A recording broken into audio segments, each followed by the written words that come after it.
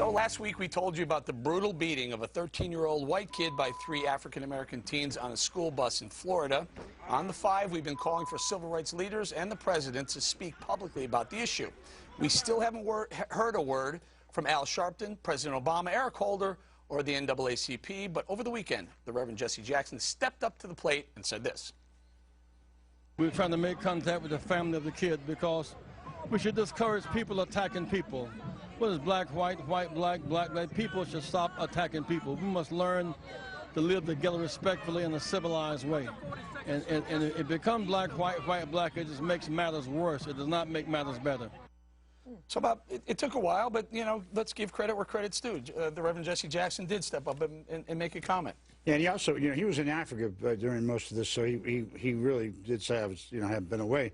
But I think his important point was he said black, white, white, black, that he went right to the core of the thing, and he said, you know, we just have to, you know, it doesn't matter what color you are, you just have to stop attacking each other, which is not a bad thing to say. I mean, that's the Jesse Jackson I remember.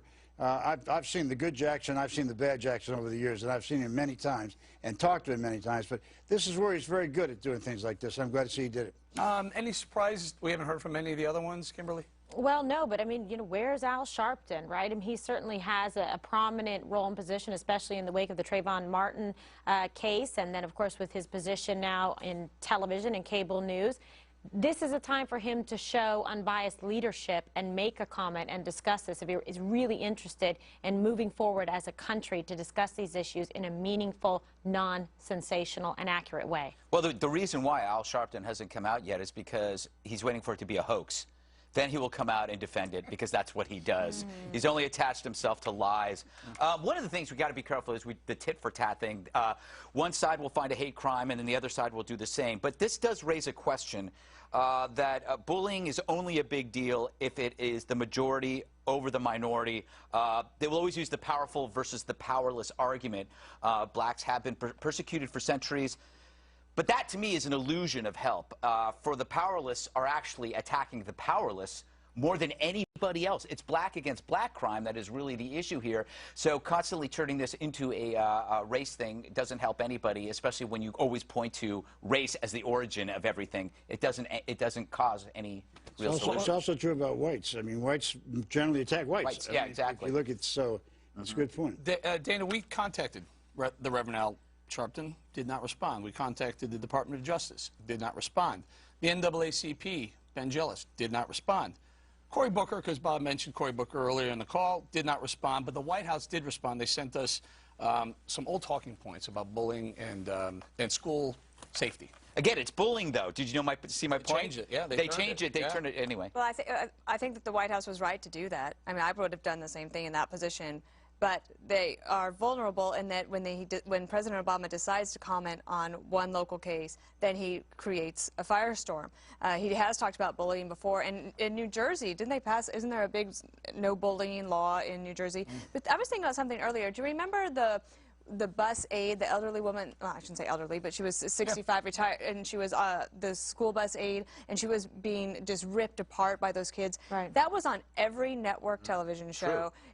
We talked about it for days.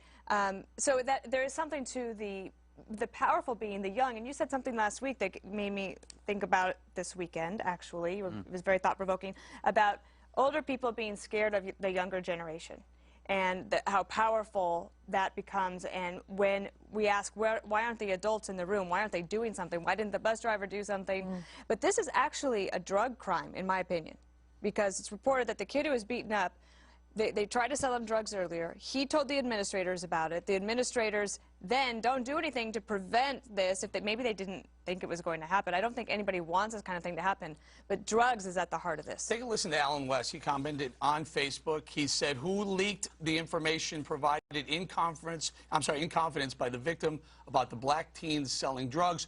Who allowed those same individuals to board the bus, which was not theirs?" Somewhere in all of this was a breakdown of school administrative responsibilities to protect this young man. Good point, right? I think so. He hits it on the head there, because there was a breakdown there that resulted in a child getting brutally beaten. It was unnecessary, and they should have taken steps to make sure that he was safe. They have an obligation to do so. But go ahead, Bob. How these kids? Well, I mean, first of all, you know, I had a situation like this, a personal situation, where a niece of my in my family had not gone to high school for, like, we got a notice, 60 days. So it turns out that she was going there and checking out and going out and doing drugs. So I went over to talk to the head of the security, and I said, look, I just drove up your driveway. This guy's selling drugs down there. He says, nobody's selling drugs. I said, yeah, they're selling drugs. So he said, no, they're not. I said, come with me. So we went down. First of all, it was about 90 degrees. These guys had long coats on. That might tell you something, right? Yeah. And then when I said, why don't you just watch here for a second? Just you stay at this corner. I'll go to the next corner. I went to the next corner and copped some dope. And that guy said, gee, that's amazing, right here on the school property. I mean, these guys are clueless. And then you turned it back in. Of course I did. Yes, absolutely. After a 3-day binge. No, I'm kidding. Thoughts on the... That was then. That was then. How did they get back on the bus? I don't know. I don't know. Just heard about that now. The thing that bugs me, and no offense to Bob, because I'm going to bring up the left, but it seems like the left, in any of these situations, can play the race card. On either side. So if they were white/Hispanic shoots a black teen, that is racist. If a group of blacks savagely beat a white kid, that's also racist because it's probably rooted in poverty, which is the fault of whites. So in a way, white liberals are worse for any community than heroin because they continue, they continue the lie that you can't expect good behavior, which is in itself racist. The white left believes that blacks can't be expected of good behavior, and that to me is more bigoted than anything. Speaking right?